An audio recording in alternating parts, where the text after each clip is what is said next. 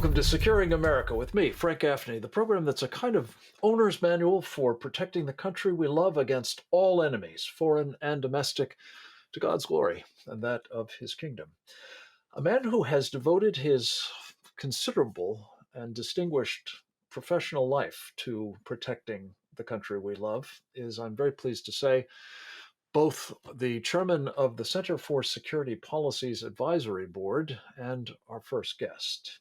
Among other things, he has served as a distinguished member of Congress, during which time he was the chairman of the House Intelligence Committee. He also has been the U.S. ambassador to the Netherlands, a place that he was born in. His name is Pete Hoekstra. We're never quite sure what to call him. I default to Your Grace. It's good to have you with us, Mr. Chairman, Mr. Ambassador, Mr. Chairman again. Thank you for joining us, sir. Always good to be with you. Thanks, Frank. And as you and I talk frequently, Pete is just fine. I know it is. We're going to call you that too in the course of this, I'm sure.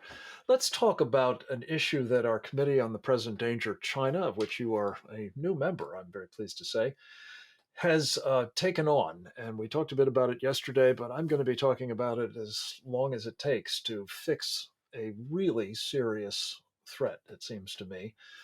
And that is, as you know, Congressman, we are looking at an enemy in the form of the Chinese Communist Party that is arguably the most dangerous we've ever faced. And there are people in this country, including financiers like Larry Fink of BlackRock, and apparently members of the board that oversees your pension plan, the thrift savings plan, the largest in the world, in fact, namely the Federal Retirement Thrift Investment Board, who are determined to have American government employees, past and present, military and civilian, put their money, their pension fund money, into Chinese Communist Party controlled companies.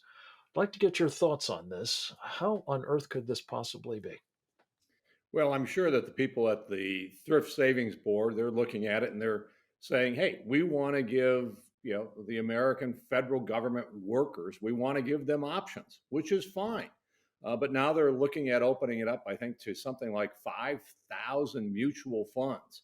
Um, and many of these funds will invest in Chinese companies uh, primarily who will be controlled by the Chinese Communist Party, working against the interest of the United States, probably stealing our intellectual property.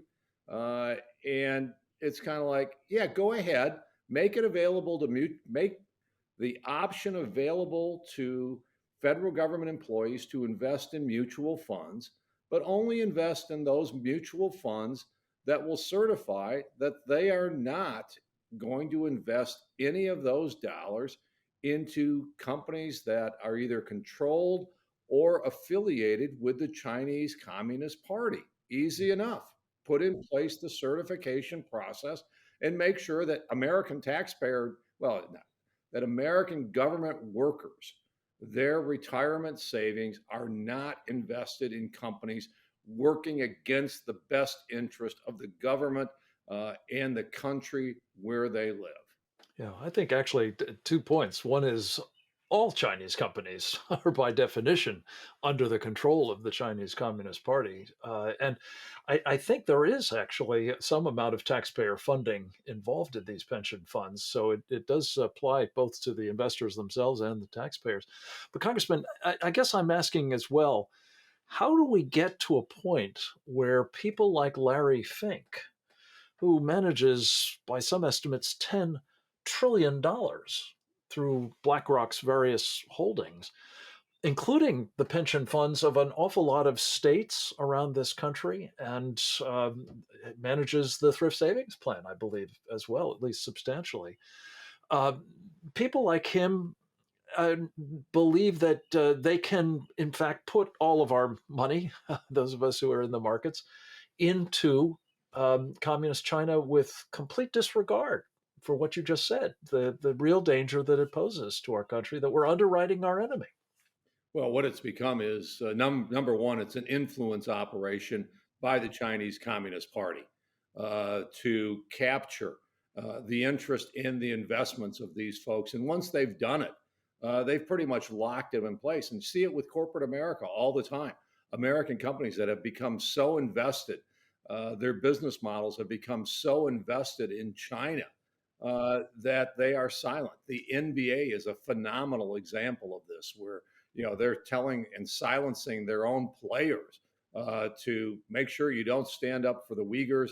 Heaven forbid that you stand up for freedom for the people of Hong Kong, or that you in any way criticize the Chinese Communist Party or the government of China, which, as you said, are one and the same. So you've got corporate America's locked up. All these people work together. They talk together. For Larry Flynn, it's the almighty dollar, and there's not a bit of nationalism in his worldview. This is why, in many ways, Frank, these elites really dislike Trump. It's for them, it's the almighty dollar, which, with their work, one of these days may morph into the almighty yuan and the dollar. But they don't care as long as they're making money.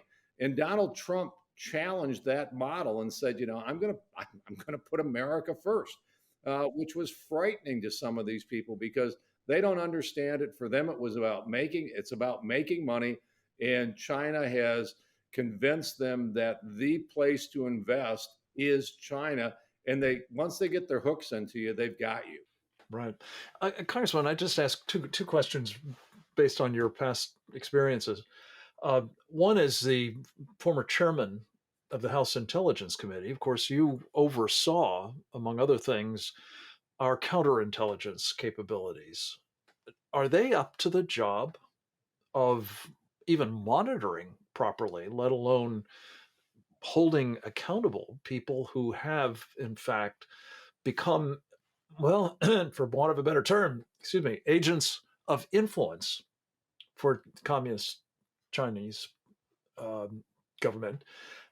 And secondly, talk a little bit about your experience on the Hill itself, where colleagues of yours were directly influenced by the Chinese, it seems, in a number of different ways, as well as, of course, through businesses operating in their districts or their states. No, I mean, our counterintelligence efforts fall woefully short of the threat that we faced. For China, it is an all of government approach. It is an all of society approach to take down the United States of America. So, it's a military approach. It's a political information, disinformation campaign. It is a campaign that is run through their universities.